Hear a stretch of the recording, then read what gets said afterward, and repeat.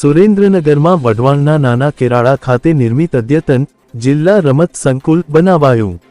મહાનુભાવોએ મુલાકાત લઈ વિવિધ રમત ગમતની સુવિધાઓનું નિરીક્ષણ કર્યું।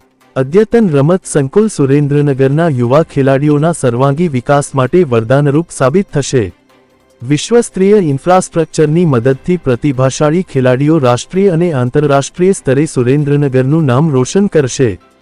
200 પ્રેક્ષકોની ક્ષમતા ધરાવતો સેન્ટ્રલી વાતાનુકૂલિત AC multipurpose hall, shooting range, gym અને આઉટડોર મેદાનની ઉપલબ્ધ સુવિધાઓ।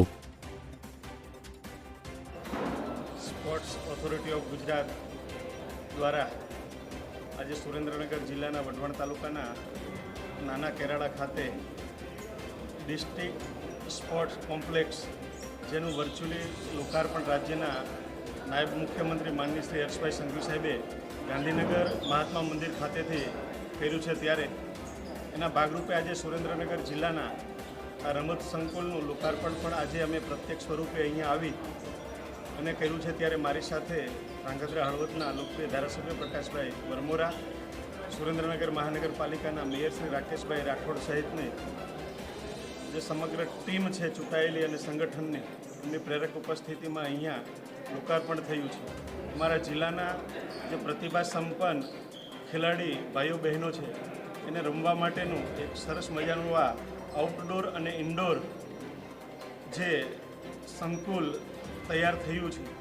અહીંયા અનેક પ્રકારની રમતો રમાવાની છે। આઉટડોરમાં વોલીબોલ, કબડ્ડી, ખોખો, જ્યારે ઇન્ડોરમાં બાસ્કેટબોલ, બેડમિન્ટન, ટેબલ ટેનિસ, સાથે સાથે જુડો અને જિમ્નેશિયમ પણ અહીંયા એ રમતો રમાવાની છે।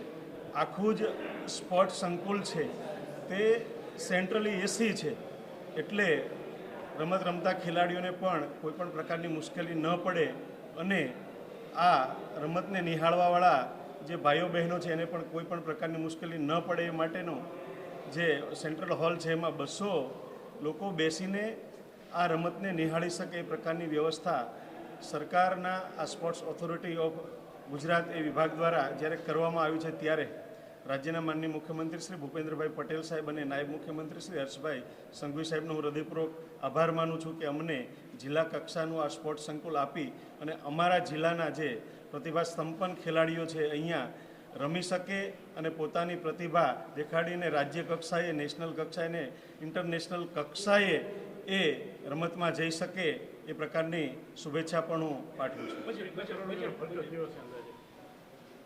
આમ તો 22 કરોડ રૂપિયા મંજૂર થયેલા, 20 કરોડની વહીવટી મળેલી અને 18 કરોડ 45 લાખના ખર્ચે આ સ્પોર્ટ્સ સંકુલ તૈયાર થયું છે।